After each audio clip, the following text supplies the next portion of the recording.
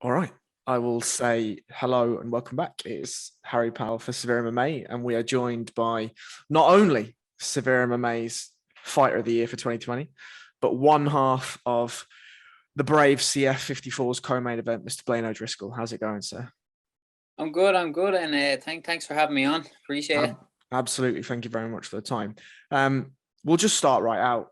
How's camp been for you? How's everything gone? Yeah, man, it's been a good camp. It's been a long one because I thought I was going to fight on the Kazakhstan card, but just for kind of COVID reasons, it would have been a nightmare traveling there and getting back. So I got moved to Poland card, and so I've had a long camp. But yeah, I feel probably the most ready I've ever felt. I've got a Absolutely. lot of solid training. I made some changes this time to the camp. I've Okay. been doing I've been doing more boxing in Stephen O'Rourke's. It's a boxing gym, and I was going out to Sergey's for wrestling, and I was actually going out to Sergey's for wrestling before I even knew I was fighting Mohammed. So that worked out in my favor. Absolutely. I mean, we'll get on to the fight and the details of those fights. I know you're a man that always really stays ready. I mean, you've said in interviews before that you don't really have camps. You know, you train just because you enjoy it. Was there anything specific in this period of time between your last fight and now that you focused on anything specifically before you knew about Mohammed? I know you touched on Sergey there. Um, yeah, look, I know I always stay ready, but you know, with the whole things that happened with the gyms closing and all, Mm-hmm. that was a bit hard to stay ready at them times, And then I took that fight last minute, the last one, Mm-hmm. and I really wasn't training that much for that. Like I was once a day, and like maybe some of that was just running, a lot of running, not a Mm-hmm. lot. I just kind of trying to stay a bit fit, but so like I'm hoping that they're judging me by my last fight and not and underestimating me, because that's not me. Like they're in for a big surprise if they're judging me by that fight. I mean, I think based on the last fight, I think I wanted to get your thoughts on something. Is that it feels to me as though Brave have put a lot of stock into both you and Mohammed, right? It feels to me that this fight will set up the next title challenge for when the flyweight tournament finishes. You know, you obviously stepped in on short notice and had a really close fight with Shorty Torres, right? And there's obviously a lot of hype behind Mohammed.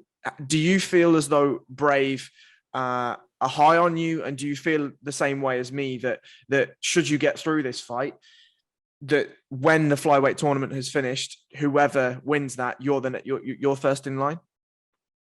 Yeah. I feel like they didn't really like me at the start, or not that they didn't like me, but they didn't think anything of me at the start. But after that fight, like it was like completely different. Like I got like invited to like their after party and everything, and they like really just they couldn't love me enough after that. Mm-hmm. And so I think that fight done wonders for me, even though I lost. It was a risk that was definitely worth taking. And yeah, I think 100% like this. They have like Mohammed touted as like their best guy. Mm-hmm. So the winner of this has to fight for the title. What else? Mm-hmm. It's only that the tournament's taking a bit longer than Yeah. we thought. People are being a little bit pussy about their matches, and they won't get Sure. in and fight. But I don't mind like having a bit of a wait even and waiting and getting a shot then at the winner. I can see the winner probably being Torres. So like I'd love that and I get the rematch with him. So I was going to actually ask you about that next. How do you see Torres and Ali Bagatinov going? I think Torres, man. I think he's gonna take it. He's he's very good everywhere, and He I is. feel like he's a lot. I feel Ali's good as well, like give him his props, but I feel like Torres is a lot stronger. He probably hits way harder than Ali. I've actually sparred Ali before, Okay. and so I have a kind of he was close to a fight, so he probably was a bit weaker then. But I feel like Torres is far stronger than him. Yeah, I think I agree. Torres is a very big man for the weight, right? He's a pressure fighter, and we've seen that he hits hard, especially in his UFC performances. And again, in your fight, he doesn't look like any sort of form of slouch when he cracks. Um, I wanted to move on now to the Mokaev fight, right? Obviously, we're quite short out. We're not that long away.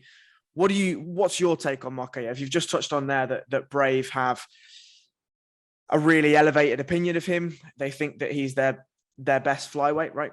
What's your opinion on him? Yeah, like I give him as well. Like he's had some great achievements. You know, he's done some very good stuff. But like I think his wrestling is very good. His striking isn't up there. You know, he leaves his chin very high all the time. He's very rushes it. It's more just of it like he only tries to distract you just for the takedown, really. Mm-hmm. And what? Are you still there? Still here, yeah. Yeah, and I feel like he gets tired. Like, you know, there's no doubt about that. Like in the last fight, not his last fight. I didn't that because you can't really say anything about that. But the one before that against the Finland guy, he definitely slowed down the second round, and the third round he was definitely tiring. You know, it was only that guy pushed more to grapple. You know, and kind of went into what Mohammad was comfortable with. But yeah, like, you know, good wrestler, striking's not great. And he gets tired. Yeah, and you're a man that doesn't get tired. So yeah, I'm a man that doesn't get tired. That's for sure. That's for sure. And as well, you know, I know he's had 29 wins, but you know, like that luck has to run out sometimes. You know, it's a 50-50 sport. So you know, now is as good a time as ever for that luck to run out. Yeah, and I wanted to touch on that a little bit as well. I mean, obviously he has a really storied career, amateur career, right? Went to the IMAFs, did amazingly well, and is now unbeaten at pro. But if we look at the difference between the opponents that you both have fought in your pro career, there's never been an easy matchup there. You know, Harry Hardwick, Dominic Wooding, Jose Torres. You could reel off all of your pro fights. Do you think that experience against the toughest guys you can get hold of will pay dividends in this fight? Yeah, 100%. Like, because I've felt what it's like to be in trouble in a fight, you know, and have to push through. Like, he hasn't really felt that yet, you know. And that's what we're gonna see. Like, because I'm definitely going to be pressuring him and putting him in deep water, and we'll see like how he kind of deals with that, you know. Absolutely, I couldn't agree more. I think, you know, don't get me wrong.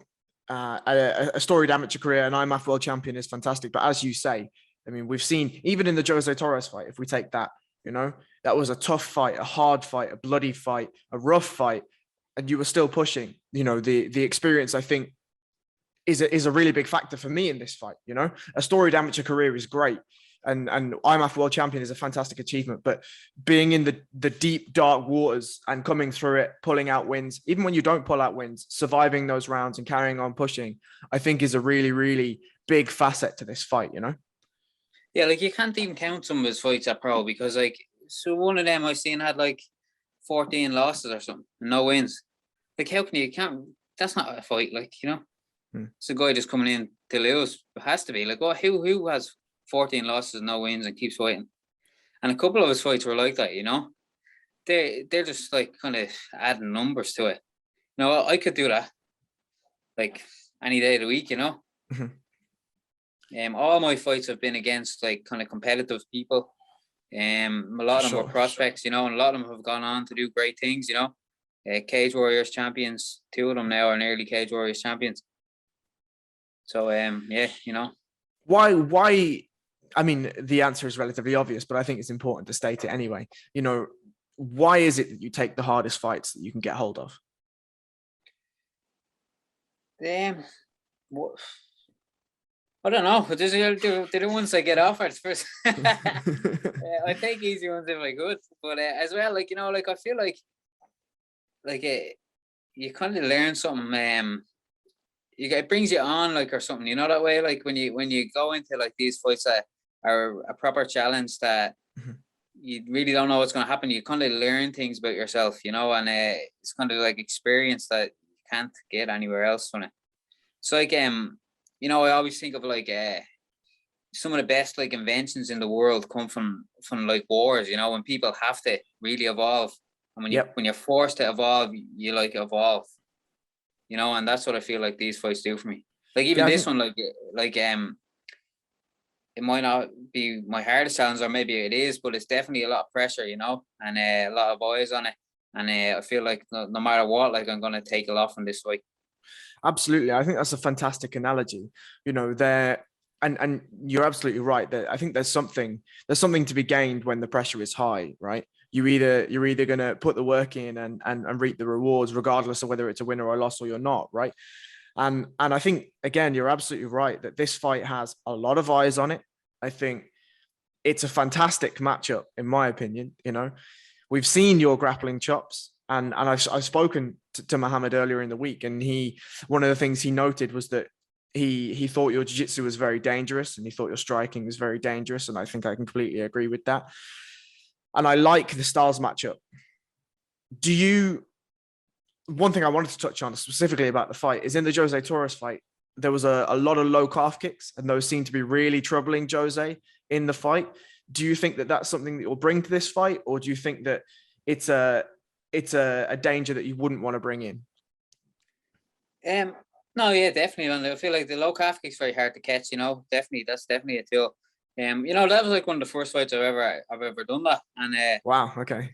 and I really like. I never even practiced that, but since that, I've been practicing that a lot. Like, and I've actually like I've stopped a couple of people in training with calf kicks. Like, I'm not even throwing them that hard. It's like just a snap, you know. I just snap it like a punch, and I don't know, like that's kind of came to me, like, so that's something that I've definitely added into my game a lot more. And it's, you know, it's a good kick because it's very hard to catch, like, for a wrestler. It is. It's just quick, and it does a lot of damage, you know, like it stops people. It just stops their leg from working. So that's definitely something, yeah, that you'll be seeing in the fight. I like that. I'll be mixing it up a lot, you know, like mixing it up with everything, keeping them guessing. I like that. I like the sound of that a lot. Should you get your win here, what's the plan? Obviously to fight for the title, but what's the plan after that? After, like, obviously if I get the win here, I want to fight for the title, you know. But yep. Like, I know it's going to take a while for that tournament to be finished. So you know, I really don't mind waiting, you know, because like this was kind of like two camps in one, and I feel like, you know, put a lot of work into this, so I wouldn't mind like a little break after. And if I have to wait in the title, I have to wait in the title. Like, and a dream fight would be if Torres wins the title and I get that rematch. Absolutely. I think it's a rematch that should happen, right? Short notice. Definitely. I think really he wants it as well. Absolutely. In his post-fight press conference after the fight happened, he said the same thing. You know, he said that we should run it back. It was too short notice. He even actually said he wanted to get some training in with you. Did that ever happen? No, but like if he ever does come to Ireland, or I ever go wherever he is, like definitely, yeah, I'd be up for that. That would be amazing. I love that. I love those sorts of stories. But yeah, before we wrap up, I just wanted to give you a chance to give an official prediction if you wanted to give one. Yeah, man, I see a stoppage in the third round. Interesting. Why the third? Because I think he's going to slow down. He's going to get tired, and that's when I'll take him out. All right. Beautiful. Well, before we wrap up, just if you want to shout out any sponsors, any shout outs, any mentions, go for it. Yeah, man. I just want to shout out to the gyms that have helped me, you know, SPG Ireland, HQ, then SPG Nice as well. Sergey out there helping me with my wrestling, and then Stephen O'Rourke boxing gym as well. And just shout out to Sweeney Dodge as well. They're kind of my main sponsor, and they're always helping me out with everything. Beautiful. Well, best of skill for next week. I hope that the weight cut goes well. It's been Blaine O'Driscoll, Brave CF 54 co-main event. Thank you very much for your time, my friend. Thank you, man. Thanks very much.